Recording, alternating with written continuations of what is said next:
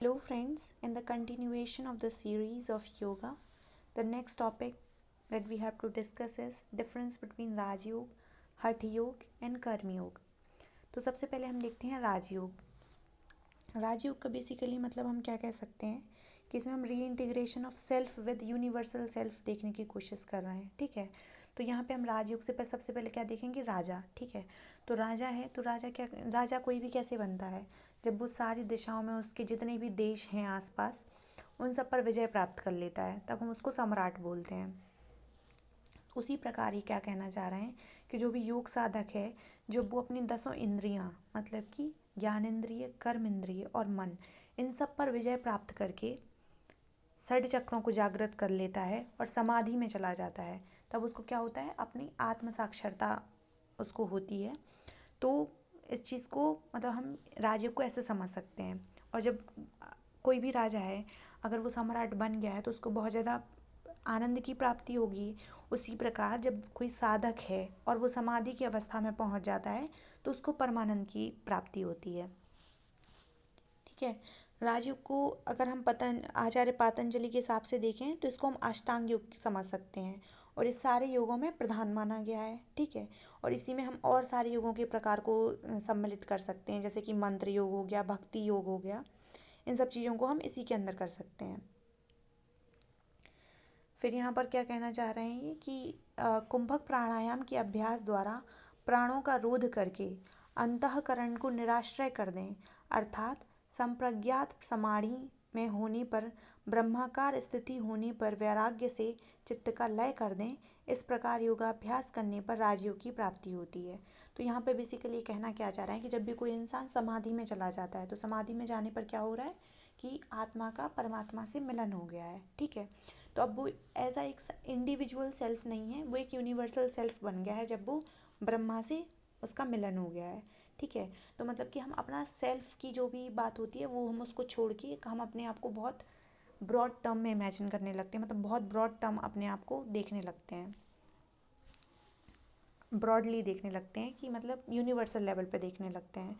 तो इसी को हम क्या कह रहे हैं कि हमें ये राजयोग की प्राप्ति हो गई है। ठीक है, तो यहाँ पर कुछ चीज़ें दी हुई हैं, जैसे कि जिस प्रकार राजा का संबंध ना होने पर रत्नादि से युक्त पृथ्वी की कोई शोभा नहीं होती, उसी प्रकार राजयोग अर्थात परम पद की प्राप्ति के बिना पृथ्वी अर्थात स्थिरता अथवा आसन सिद्धि निरर्थक है। तो अगर हम राजयोग नहीं कर रहे हैं तो हम कोई भी आसन कर लें, उसकी सिद्धि निरर्थक है।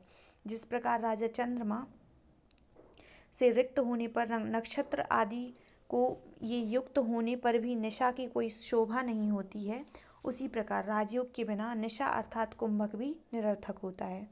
जिस प्रकार मुद्रा अर्थात राज चिन्ह राजा के अतिरिक्त किसी अन्य पर शोभायमान नहीं होते, उसी प्रकार राजयोग के बिना महामुद्रा आदि विभिन्न विशिष्ट मुद्राएं भी निरर्थक हैं। मूविंग ऑन टू नेक्स्ट, अब हम पढ़ने जा रहे हैं हठ योग। ठीक है, तो हठ योग को हम क्या क्या कह सकते हैं, हठ का मतलब क्या हो गया कि फोर्स या फिर विल। तो hatha yoga is originally considered as a preparation for spiritual yoga by control over the physical body, the mind and the spirit. ठीक है, तो मतलब बेसिकली इसको हठ योग को हम समझ सकते हैं कि ये स्पिरिचुअल योगा है जिसमें हम अपनी फिजिकल बॉडी, माइंड और आत्मा, ठीक है, इन सब चीज़ों के ऊपर कंट्रोल कर रहे हैं। ठीक है, तो इसमें देखते हैं हठ योग शरीर के शोधन पर जोर देता है। हठ योग के द्वारा शरीर का शोधन करके उसे राजयोग की प्राप्ति के योग्य बनाया जाता है। ठीक है, मतलब कि बेसिकली हम राजयोग स्पिरिचुअल जब हम योग कर रहे हैं तो हम बेसिकली क्या करना चाह रहे हैं कि हम राजयोग की प्राप्ति करना चाह रहे हैं। वास्तव में हठ योग के अभ्यास से शरीर दृढ़ होता है, जिससे सहसा कोई रोग नहीं होता है। हठ शब्द 2 अक्षरों से मेल से बना है, हा और ठा। तो हा का तात्पर्य क्या होता है, सूर्य हो गया, पिंगला, प्राण, दक्षिण, नासारंध्र। ठीक है, तो नासारंध्र का मतलब क्या होता है कि जो भी हमारे नोस्ट्रल्स होते हैं। तो हा से हमें बेसिकली इतना याद रखना है कि सूर्य होता है, प्राण होता है, दक्षिण नासारंध्र होता है। और ठा का तात्पर्य क्या होता है, चंद्र, ईणा। ईणा पिंगला क्या होती है, नाड़ियाँ होती हैं। तो हा का तात्पर्य से हम पिंगला नाड़ी समझेंगे और ठा से मतलब कि इड़ा नाड़ी समझेंगे। ठीक है, और इसमें क्या आएगा, अपान और वाम नासारंध्र। ठीक है। तो अपान का मतलब कौन सी वायु, जो मतलब अपान को हम किसी बेसिकली किस चीज़ से रिलेट करते हैं? अपान वायु जो रिलीज, मतलब कोई भी हमारी बॉडी से कुछ भी रिलीज करने में हेल्प करती है, तो अपान वायु हो गई। प्राण वायु क्या होती है? जो हमारी बॉडी में संचार करती है, तो मतलब कि आने देती है। तो हा से अर्थ मतलब हो गया कि दक्षिण नासारंध्र, और प्राणवायु, और पिंगला नाड़ी, और सूर्य। और ठा का तात्पर्य क्या हो गया कि चंद्र, ईणा नाड़ी, अपान वायु और वाम नासारंध्र। अर्थात सूर्य नाड़ी का चंद्र नाड़ी से, अथवा पिंगला नाड़ी का ईणा नाड़ी से, अथवा प्राण का अपान से संयुक्त अर्थात एकीकरण होना, ये हठ योग कहलाता है। ठीक है। फिर संपूर्ण आध्यात्मिक शरीर और एवं मानस, आध्यात्मिक व्याघ्रादिकाओं से उत्पन्न तथा आधिदैविक मतलब कि सूर्यादि ग्रहों से उत्पन्न तीनों प्रकार के तापों से तप्त मनुष्यों के लिए हठ योग सम आश्रय मठ स्वरूप है, मतलब कि रहने का घर है। अगर कोई भी संपूर्ण आध्यात्मिक, शारीरिक और मानसिक और आधि भौतिक तथा आदि देविक तीनों प्रकार के तापों से तप्त जो भी मनुष्य है, ठीक है, तो उसके लिए हठ योग सबसे बेस्ट है। जिस प्रकार सूर्य के ताप से परितप्त होकर प्राणी अपने घर का आश्रय लेता है, उसी प्रकार अशेष अर्थात संपूर्ण त्रय तापों से परितप्त व्यक्ति के लिए आश्रय स्वरूप यह हठ योग है। जिस प्रकार संपूर्ण जगत का आधार कमठ अर्थात कच्छप स्वरूप भगवान श्री हरि हैं, उसी प्रकार अशेष अर्थात संपूर्ण योगों से युक्त व्यक्ति का आधार यह कमठ रूप हठ योग है। अर्थात संपूर्ण तापों से परितप्त मनुष्यों का आश्रय मठ रूप और योगियों का आधार कमठ रूप यह हठ योग है। तो बेसिकली क्या कहना चाह रहे हैं कि जो भी मनुष्य हैं, मान लो वो आध्यात्मिक मतलब स्पिरिचुअल, आदि भौतिक, फिजिकल या आदि देविक मतलब किसी भी तरीके से परेशान हैं या फिर तापों से तप्त हैं, तो उनके लिए हठ योग सबसे अच्छा है। ठीक है। उसी प्रकार ये कहना चाह रहे हैं कि अगर सूर्य के ताप से जब भी कोई मतलब सूर्य के ताप से अगर मान लो हीट स्कॉर्चिंग हीट है, तो उससे हम बहुत ज़्यादा परेशान हो जा रहे हैं, तो हम क्या करते हैं कि घर में आ जाते हैं। उसी प्रकार अगर इन सब चीज़ों के ताप से कोई परेशान है, तो उसके लिए हठ योग एक आश्रय की तरह है। ठीक है। तो और ये कह रहे हैं कि संपूर्ण जगत का आधार कमठ अर्थात मतलब ये माना गया है ना कि कछुए पर पूरी धरती टिकी हुई है, तो मतलब ये क्या है, कछुआ क्या हो गया, एक आधार है। तो उसी प्रकार हठ योग क्या है, हठ योग से हम राजयोग की तरफ जा सकते हैं। तो हठ योग क्या है, एक आधार है। तो एक कमठ के रूप में ही हठ योग है। ये किन के लिए है, ये जो भी योग करना चाह रहे हैं, जो भी योगी व्यक्ति हैं उनके लिए। ठीक है। तो जो भी संपूर्ण तापों से परितप्त मनुष्य है उसके लिए आश्रय रूप है, और जो भी योगी हैं उनके लिए भी एक ये आधार की तरह हठ योग है। ठीक है। तो विविध प्रकार के आसन, कुंभकादि, प्राणायाम तथा महामुद्रा आदि दिव्यकरण, यह सभी हठाभ्यास राजयोग फल की प्राप्ति होने तक करने चाहिए। फिर अब हठ योग के सिद्धि लक्षण क्या क्या हैं, मतलब कि हठ योग कंप्लीट हो गया है, ये हमें कब समझना चाहिए?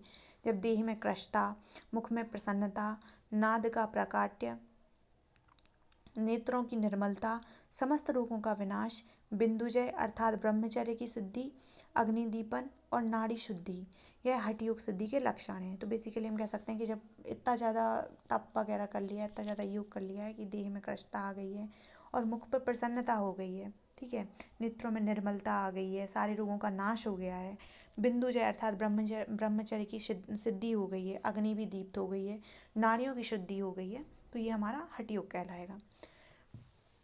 व्यवहार में राजयोग के अंतर्गत महर्षि पतंजलि द्वारा उपदेशित अष्टांग योग आता है, जबकि महर्षि पतंजलि ने राजयोग शब्द का उपयोग नहीं किया है। ठीक है। तो राजयोग के वही मैंने बताया था कि जो पतंजलि आचार्य पतंजलि हैं उन्होंने राजयोग से अष्टांग योग को समझा है। ठीक है। लेकिन उन्होंने मतलब जो महर्षि पतंजलि हैं उन्होंने राजयोग शब्द का उपयोग नहीं किया है, उन्होंने बताया नहीं है कि अष्टांग योग राजयोग है। ठीक है। महर्षि पतंजलि के अष्टांग योग को राजयोग के रूप में स्थापित करने का श्रेय स्वामी विवेकानंद का प्राप्त है। तो जो आचार्य पतंजलि ने अष्टांग योग का वर्णन किया है, उसको स्वामी विवेकानंद जी ने राजयोग के रूप में स्थापित किया है। ठीक है। अब हम अष्टांग योग देखते हैं क्या क्या होता है। तो यम, नियम, आसन, प्राणायाम, प्रत्याहार, धारणा, ध्यान, समाधि, ये 8 अंगों से युक्त होने के कारण इसको हम अष्टांग योग कहते हैं। ठीक है। अब आगे देखते हैं। तो सबसे पहले क्या है, योगाभ्यास के प्रारंभ में अथवा अल्प बुद्धि साधकों के लिए मंत्र योग का विधान किया गया है। मंत्र जप के 4 प्रकार कहे गए हैं, वाचिक, मानसिक, उपांशु और अजपा जप। इनमें से अजपा जप को श्रेष्ठ कहा गया है। तो वाचिक का मतलब क्या हो गया कि जो मुख द्वारा हम मंत्रों का उच्चारण कर रहे हैं उसको, जो भी जप कर रहे हैं उसको हम वाचिक कह सकते हैं। फिर मानसिक क्या हो गया, मुख को बंद करके जीभ को बिना हिलाए मन में ही जप करना, ठीक है। तो वाचिक मतलब बेसिकली क्या होगा कि जब आपने देखा होगा हवन वगैरह हो रहा है या फिर भगवान जी की पूजा कर रहे हैं तो हम मुख से मंत्रों का उच्चारण कर रहे हैं, तो वो क्या हो गया, वाचिक हो गया। मानसिक क्या होगा कि हम मन ही मन में, जैसे मान लो हम ओम का मन मन में सोच रहे हैं या फिर कोई सा भी ऐसा मंत्र हो गया जिसको हम मन में ही उसका जप कर रहे हैं। उपांशु क्या होता है, मंत्रोच्चारण की ध्वनि इतनी कम हो कि केवल जप करने वाले को ही सुनाई दे।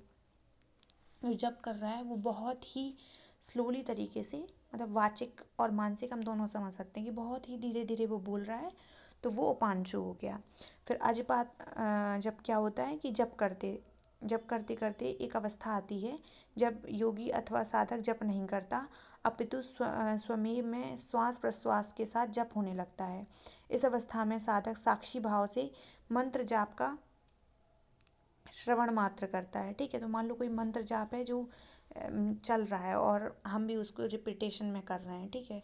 और फिर एक स्टेट ऐसी आएगी कि मंत्र तो चल रहा है, हमें लग रहा है कि हम कर रहे हैं लेकिन हम कर नहीं रहे हैं, हम एकदम खो जाते हैं उस चीज़ में, तो उसको हम क्या कहते हैं, अजपा जप। मतलब कि उस टाइम पे हम बिल्कुल उस चीज़ में कंसंट्रेटेड हैं, बिल्कुल उस पॉइंट पे हम बिल्कुल कंसंट्रेटेड हो गए हैं, ठीक है। तो अल्पबुद्धि साधक भी 12 वर्षों तक अनवरत मंत्र जाप करके योग सिद्धि को प्राप्त कर सकता है। तो अगर हम 12 साल तक, अगर मान लो हमें कुछ भी नहीं आता है तो हम योग सिद्धि को प्राप्त कर सकते हैं अगर हम 12 साल तक अनवरत मंत्र जाप करते हैं। गोस्वामी तुलसीदास जी कहते हैं, प्रभु श्री राम का उल्टा नाम जपते जपते श्री महर्षि वाल्मीकि ब्रह्मपाद को प्राप्त हो गए, ठीक है। तो तुम लोगों ने सुना भी होगा, ये इसकी स्टोरी मतलब मिलती है कि वो उनसे मरा मरा कहने को कह जाते हैं और फिर वो मरा मरा बोलते हैं। तो वो जब कंटिन्यूअस बोलोगे कि मरा मरा मरा मरा मरा, तो क्या आ रहा है, राम आ रहा है, तो उनको ब्रह्म पद का प्राप्त हो गया। उल्टा नाम जपत जग जाना, वाल्मीकि भय ब्रह्म समाना, ठीक है। जान आदि कबीर नाम प्रतापु, भयउ शुद्ध करी उल्टा जापू। इतना ही नहीं, आगे भी कहते हैं, महामंत्र सोई जपत महेशु, काशी मुकतु होय हेतु उपदेशु। नाम जिहम जपि जागहि जोगी, बिरति बिरंचि प्रपंच वियोगी। ब्रह्मखहि अनुभवहि अनूपा, अकथ अनामय नाम न रूपा। जाना चहै गूढ़ गति जेऊ, नाम जिहम जपि जानेहि तेऊ। साध का नाम जपहि लय लाए, होहि सिद्धि अनिमादिक पाए। चहु जुग तीन काल तिहु लोका, भय नाम जपि जीव विशोका, ठीक है। फिर आते हैं लय योग पे। तो जीवात्मा का परमात्मा के साथ एकीकर हो जाना अथवा चित्त का आत्मत्व से विलीन हो जाना लय कहलाता है। यह परमानंद की अवस्था है। तो मतलब जब जीवात्मा का परमात्मा के साथ एकीकरण हो जा रहा है, ठीक है। और चित्त का मतलब कि जो भी हमारी आत्मा है उसका आत्मत्व, मतलब जो मेन यूनिवर्सल बॉडी है उसके साथ उसमें वो विलीन हो जा रहा है, तो इसको हम क्या कहते हैं, लय। लय का मतलब जैसे सुना होगा ना, विलयन। विलयन का मतलब क्या होता है कि किसी चीज़ में घुलना, तो वही मतलब कि हम घुल जा रहे हैं बिल्कुल, ठीक है। यह परमानंद की अवस्था है। इस अवस्था में साधक का साध्य में लय हो जाता है, केवल साध्य ही शेष रह जाता है। साधक केवल इस परमानंद का अनुभव कर लेता है। मतलब कि बहुत सारा, अगर जैसे मान लो वाटर है, उसमें हमने नमक डाल दिया, तो क्या नमक तो पूरा घुल गया, वो भी वाटर बन गया, तो मतलब कि साध्य क्या हो गया, वाटर, मतलब साध्य ही बचा है वहाँ पे सिर्फ, और नमक तो विलीन हो गया है, ठीक है। तो वही साधक उसमें नहीं बचता है। इसी को कुछ विद्वान कुंडलिनी योग भी मानते हैं। फिर आते हैं ज्ञान योग पे। इसे संन्यास योग अथवा सांख्य योग भी कहा जाता है, ठीक है। ज्ञान योग का साधक सद्गुरु की कृपा से प्राप्त ब्रह्म ज्ञान के द्वारा संसार जनित दुखों से मुक्त हो जाता है।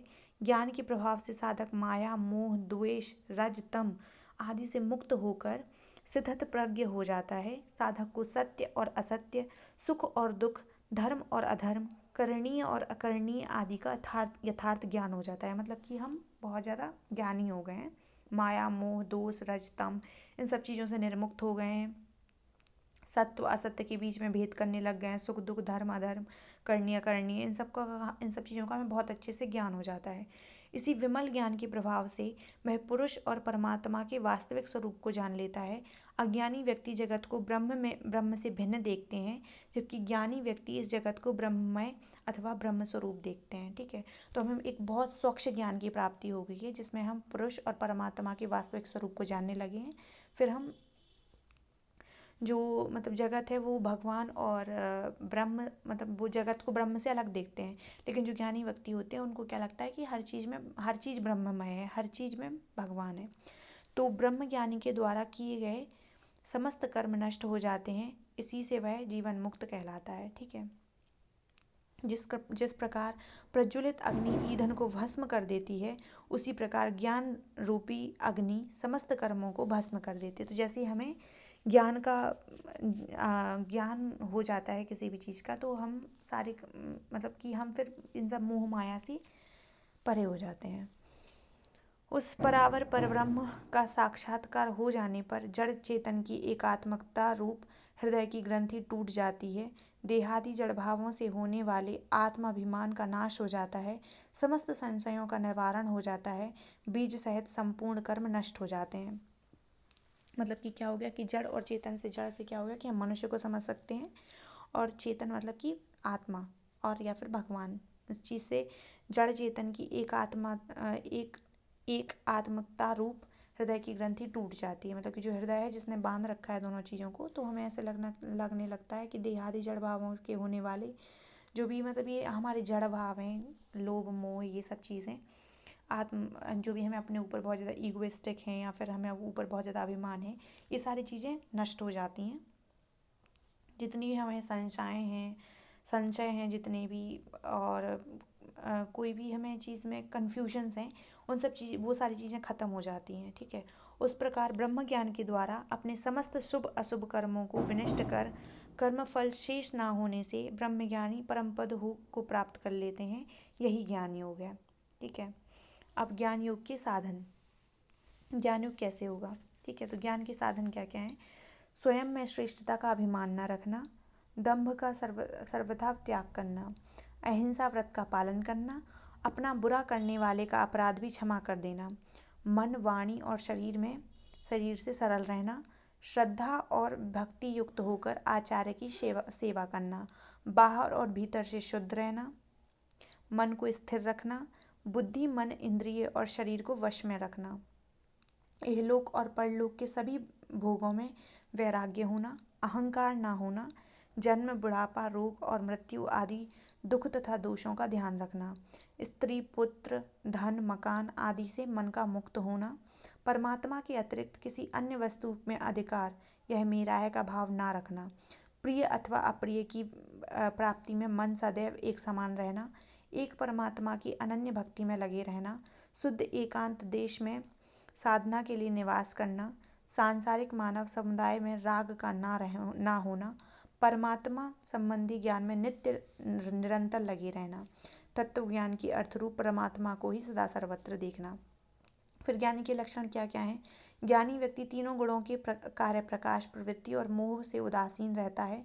ज्ञानी व्यक्ति साक्षी की भांति रहकर गुणों के द्वारा विचलित नहीं होता है। ज्ञानी व्यक्ति अपने आत्म स्थिति में अचल रहता है। ज्ञानी व्यक्ति सुख दुख को समान समझता है। ज्ञानी व्यक्ति मिट्टी पत्थर और सोना को समान समझता है। ठीक है, ज्ञानी व्यक्ति प्रिय और अप्रिय को समान समझता है। ज्ञानी व्यक्ति किसी भी अवस्था में अधीर नहीं होता है। ज्ञानी व्यक्ति स्वस्वरूप में सदा स्थित रहता है। ज्ञानी व्यक्ति अपनी निंदा अथवा स्तुति को समान समझता है। ज्ञानी व्यक्ति मान अपमान को समान समझता है। ज्ञानी व्यक्ति शत्रु और मित्र में भेद नहीं रखता है। ज्ञानी व्यक्ति को कर्मों में कर्तापन का अभिमान नहीं होता है। ज्ञानी व्यक्ति अनन्य भाव से परमात्मा का स्वाभाविक सेवन करता है। ज्ञानी व्यक्ति गुणों की सीमा को पार करके परम ब्रह्म में स्थित हो जाता है। ठीक है, तो अब हम देखते हैं कर्मयोग। कर्मयोग में क्या होता है? कर्म फल की कामना का परित्याग करके अथवा समस्त शुभ अशुभ कर्मों के कर्म फलों को परमात्मा के श्री चरणों में निवेदित करके अथवा स्वयं के कर्ता भाव का परित्याग करके कर्म करना ही कर्मयोग कहलाता है। कर्म कर्मयोग का मतलब जो कहावत सुनी होगी ना कि सिर्फ कर्म कर फल की चिंता ना कर, तो वही है कि हमें कोई फल की चिंता ही नहीं है, बस हम अपने कर्म कर रहे हैं। कर्म फलों का परमात्मा के श्री चरणों में निवेदन कर देना कि भगवान अब आप जैसा उसका फल देना चाहेंगे, हम अपने कर्म कर रहे हैं, वो चीज़ हो गई कर्मयोग। तो इसे निष्काम कर्मयोग भी कहा जाता है, ठीक है। मतलब निष्काम, हमें कोई इच्छा नहीं है। निष्काम मतलब काम का मतलब क्या होगा, इच्छा, हमें उसके फल की कोई इच्छा ही नहीं है, तो इसलिए इसको निष्काम कर्मयोग भी कहा जाता है। साधक को केवल कर्म करने में ही अपना अधिकार समझना चाहिए। कर्म के फल पर कभी भी अपना अधिकार ना समझें, अथवा यह समझें कि फल है ही नहीं और कर्म करने में तत्पर रहें। अर्थात कर्म फल में आसक्ति ना हो और कर्म करने में अश्रद्धा भी ना हो, यही कर्म योग है, ठीक है। इस निष्काम कर्म योग के द्वारा साधक कर्मों के बंधन से भली प्रकार छूट जाता है। साधक जब योग मार्ग अथवा भगवत प्राप्ति के मार्ग पर अग्रसर होता है, तो उसे रिद्धियां सिद्धियां तथा अष्ट ऐश्वर्य आदि कर्म फल के रूप में प्राप्त होकर साधक को विषम बनाती है और मार्ग में बाधा उत्पन्न करती है। इन्हीं फलों की इच्छा अथवा आसक्ति साधक को पथभ्रष्ट कर देती है। इसी को कहते हैं कि कर्म फल में आसक्ति भी ना हो और कर्म के प्रति अश्रद्धा भी ना हो। साधक को मोक्ष की वासना नहीं रखनी चाहिए, क्योंकि वासनाओं